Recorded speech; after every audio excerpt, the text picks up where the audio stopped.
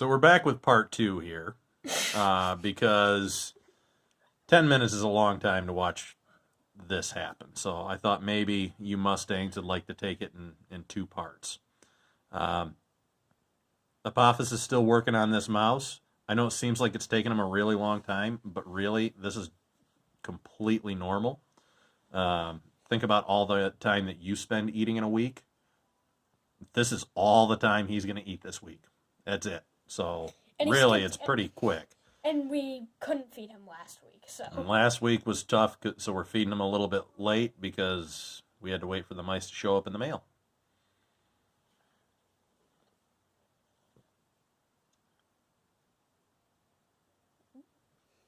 You can see how he's kind of walking his face up over the mouse and how much bigger his head's getting. Let's zoom in on that.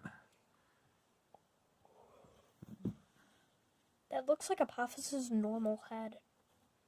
Yeah, but the bottom part is gone. Way underneath that mouse. He's making some good progress. Mm-hmm.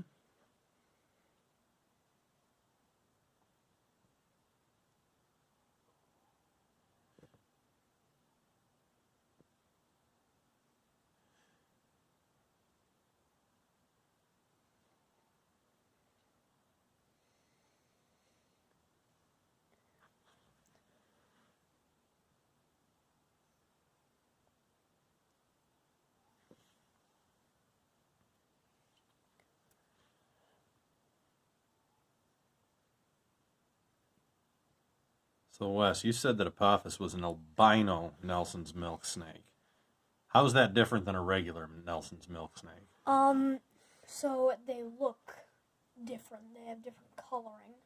And he doesn't actually have the coloring of a normal albino Nelson's milk snake. Well, he's got the same coloring, but you can see back here, and I can't really point to it because I don't want my finger in the shot, but on the very back of him, you can see where 2 of those blotches have kind of grown together back. And on the tail, the red just ends. Back here. That's a little bit different, and, you know, when we picked him out, that was something that Wesley really kind of grabbed onto. He really liked that, so that right there is part of why we have Apophis. Now, the other thing is,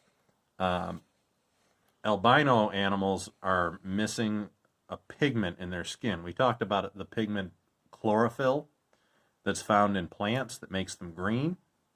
Well, there's a pigment in animals called melanin, and it's a dark pigment. It's the pigment that shows up when you're outside tanning in the sun for a long time.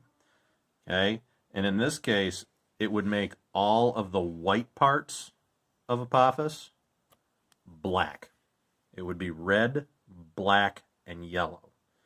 But because they don't have that melanin pigment, the black is gone, and what's underneath the black is this white color.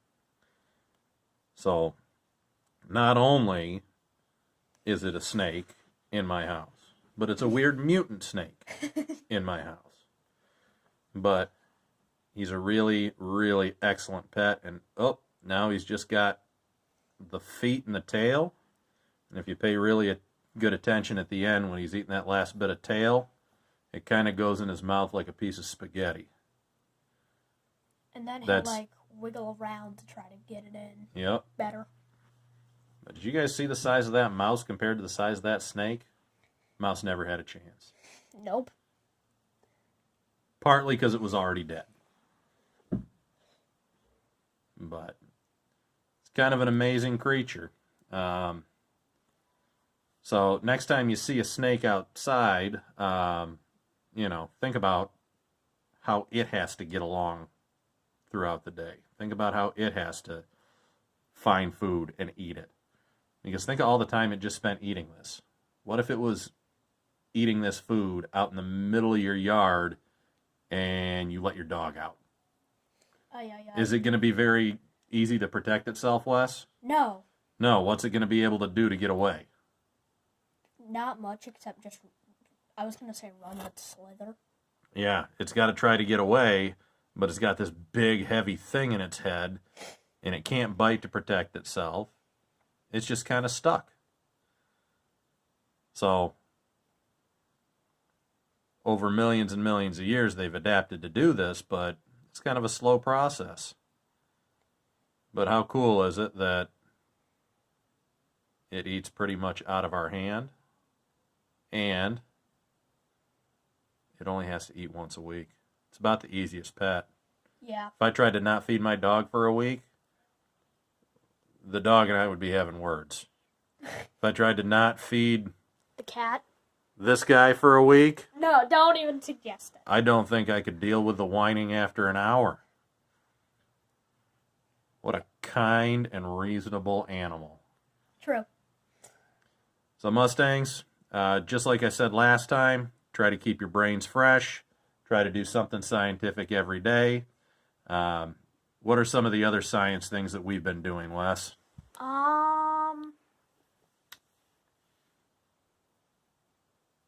We've been going for walks. Trying to keep track of the birds. Time out. Hold that thought. Here comes the spaghetti tail. You've been cooking. You and your brother have been doing a lot of cooking. Oh, yeah. There's a lot of science that can be done in the kitchen, even just making scrambled eggs in the morning.